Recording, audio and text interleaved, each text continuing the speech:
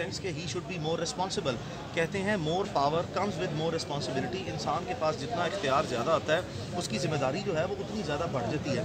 तो अब इसको रजब अली भट्ट को इस चीज़ की जो इसकी जनरल काउंसलिंग है वो तो मुसलसल जो है वो जारी है। और ये एक अनफॉर्चुनेट सिचुएशन है। जैसे ये ऐसा ही है जैसे एक गाड़ी, ये जो मुकदमे हैं इसके जो 2 मुकदमे हैं उसमें तो ख़ासकर ये ऐसे मुकदमे हैं, एक तो चले जो 295 एक है वो तो he was himself I mean passing some careless remarks जो कि इर्रेस्पॉन्सिबल हो सकते हैं, कैजुअल हो सकते हैं, केयरलेस हो सकते हैं, इलीगल नहीं हो सकते, ब्लास्फेमीज नहीं हो सकते।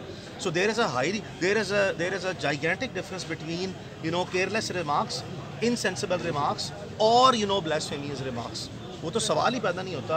ये तो एक सिर्फ ऐसे ही मुसलमान नहीं, बड़ा कट्टर किस्म का मुसलमान है और माफ़ी भी मांग लेती है, माफ़ी भी उसमें हो सकी। और उसमें ऐसी चीज़ है ही कोई नहीं विद क्लैरिटी के there is not a concept that is existing जिसकी बेसिस पे ये तसव्वुर भी कर जाए कि ज़िंदगी में ये कोई ऐसा गलत काम करेगा या ऐसा गलत काम करने का ये सोच सकता है। That is not a concept existing.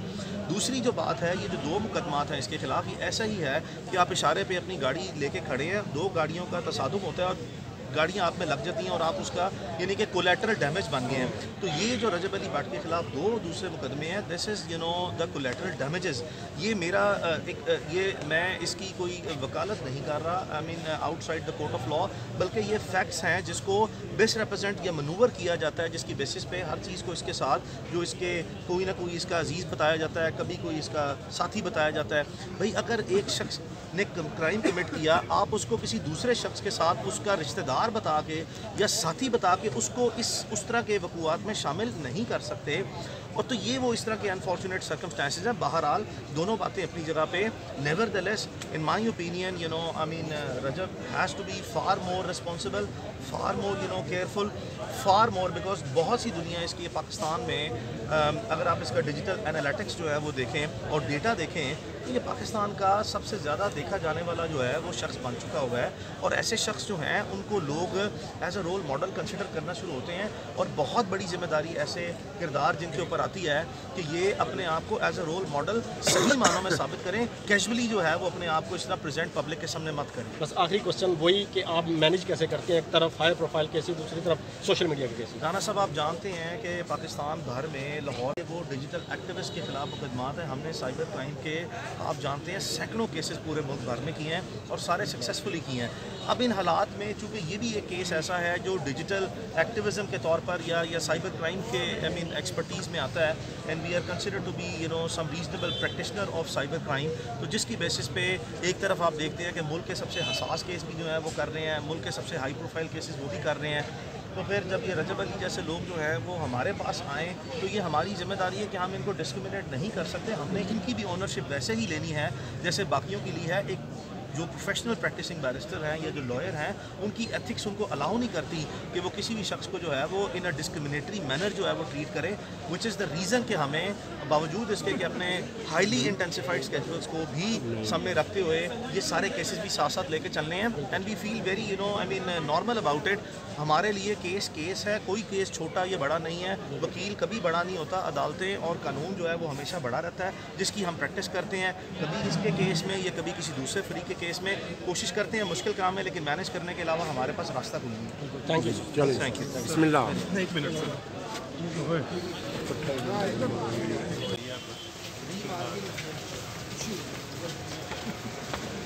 Second floor खाना सब आपने इधर करना है उधर करना है? हाँ आप अकेले आ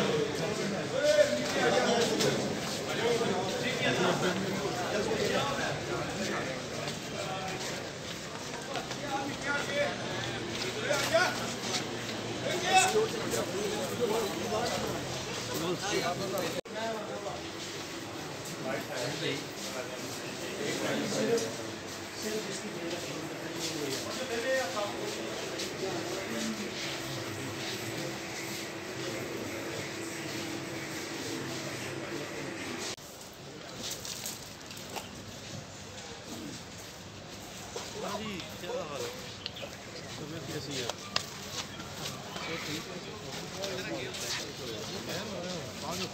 सलमान को मंडी करने तक जाना।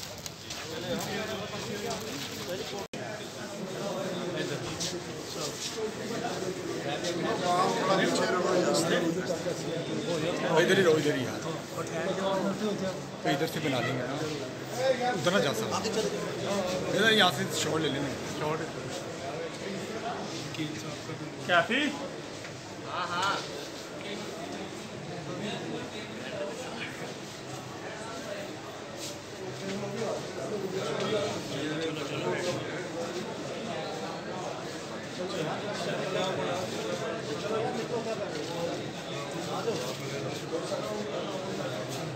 चलो यार मूव हो चलो आंसर टूट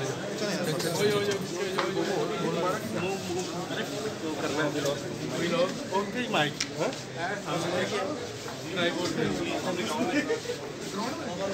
भाई पीछे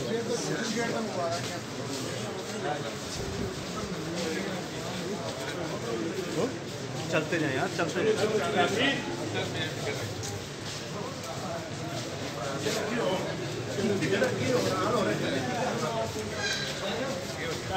चलते जाए, चलते